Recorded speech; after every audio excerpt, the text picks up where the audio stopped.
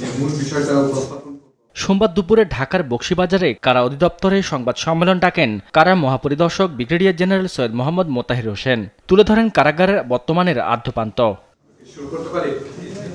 এ সময় তিনি বলেন, কারা অধিদপ্তরের চলমান শুদ্ধি অভিযানের অংশ হিসেবে গত 7 মাসে 270 জনকে বিভিন্ন মেয়াদে শাস্তি এবং 260 জনের বিরুদ্ধে বিভাগীয় মামলা দায়ের সহ চাকরিচ্যুত, বরখাস্তের মতো শাস্তির তথ্য তুলে ধরেন। গত 7 মাসে 12 জনকে চাকরিচ্যুতি, 6 জনকে বাধ্যতামূলক অবসর, 84 জনকে সাময়িক বরখাস্ত, 270 জনকে বিভিন্ন মেয়াদে শাস্তি প্রদান, বিভাগীয় মামলা রুজু করা হয়েছে 260 জনের বিরুদ্ধে, 29 জনকে তৌফিক তলব করা হয়েছে, 21 জনকে চূড়ান্ত সতর্ক করা হয়েছে, 39 জনকে তাৎক্ষণিক বদলি এবং 102 জনকে প্রশাসনিক কারণে ডিভিশনের বাইরে বদলি করা হয়েছে। কারাগারের বন্দী ব্যবস্থাপনার মানোন্নয়নে প্রযুক্তি নির্ভর নানামুখী উদ্যোগের কথাও তুলে ধরেন কারা মহাপরিদর্শক। বন্দীদের সাক্ষাৎকারের জন্য আমরা একটা অ্যাপ চালু করার ব্যবস্থা করছি।